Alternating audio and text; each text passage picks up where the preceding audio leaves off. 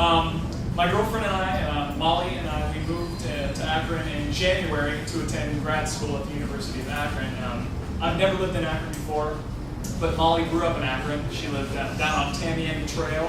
Hung out with both the Black Key Boys when she was growing up, and hung out with her and her brother.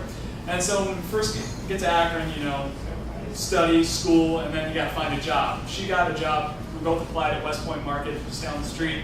She got the job the first day, and I'd been looking for a while. And every day she gets to do something like, "Good morning, ma'am. Do you have your brownie points card?" And she gets to meet people that way. Some of you may have recognized me. You may have met me before, and this is how you may have seen me. Excuse me, folks, could I have a brief moment of your time? My name is Tyler. I'm working on the Clean Energy campaign. I was just wondering if I could have a moment of your time to discuss the clean energy legislation that's in Congress right now.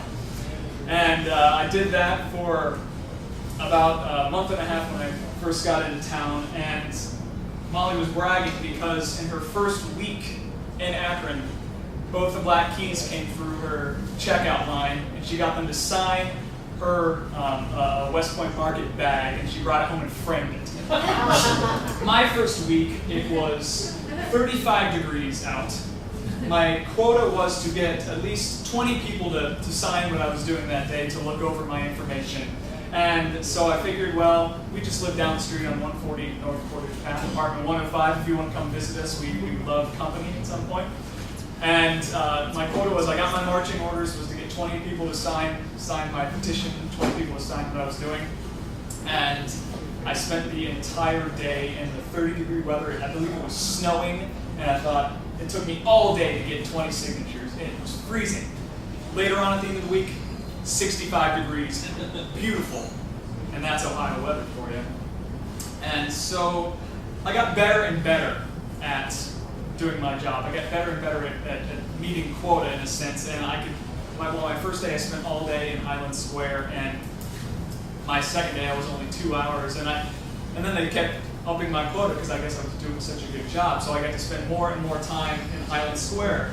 And slowly but surely I kept running into the same people. I camped out under the Highland Square Theater marquee, and I bet Bob next door was wondering, why is this kid here every day? The guys at Square Records were like, what is this kid doing every day? And slowly but surely I thought, well, maybe I've tapped Highland Square out. Maybe I've got everybody to possibly sign something. So I tried doing it out at the mall. I tried doing it downtown. I tried doing it everywhere. I tried doing it in the valley, and nobody wanted to talk to me. Nobody wanted to listen. Nobody wanted to sign anything, and so I came back to Highland Square, and I did it for about a month, and I got to meet everybody. I got to talk to everybody, and I feel it started out as just a job, but some days I got my quota, and I just wanted to hang out and talk to people. I just wanted to stay outside. It seemed like you say, Highland Square is just that kind of welcoming community. I didn't really want to be that guy that annoyed everybody. And it's, some days people would just see me walking down the street and be like this. I'm like, no, I'm not working today. I'm just going to go get some ice cream. Hopefully that's okay. So that job is now over, and hopefully people will learn as I'm a person that wants to get involved with the community, wants to volunteer, and I'm not the kid that just wants them to sign petitions. And so it was just a really great experience. I got to meet everybody, got to talk to everybody, all the proprietors of all the businesses. I met a young Stanford freshman English major, and she actually sat down with me for about a half an hour and wrote out a letter to Senator Brown and Senator Boynovich. Ben wrote a letter. Did anybody have I run into anybody? Did I ask anybody to sign anything? That's rare because I canvassed this place. So let me take my notes because I decided to tell this story on a whim. I was taking notes as everybody was talking. And I guess I'm that kind of person that Bob said, you have to give directions to over 30, under 30 if they don't know where the Tangier is. I definitely know where the Tangier is. I owe a lot to Akron. Both my parents went to the university here. My mom was an RN and my dad was an ROTC. And after they graduated, my dad was stationed in Germany, and my mom was pregnant with me, and they agreed that if I was a girl, my mom got to name me, and if I was a guy, my dad got to name me, of course, and I was a guy, obviously. And my dad named me Tyler Coe Hodges, after David Allan Coe, his favorite singer. But my parents divorced when I was 4 years old, so I never got to really explore that with my father, explore his music, and he's a musician. And David Allan Coe was in concert at the Tangier just a couple of months ago, and he's coming back actually.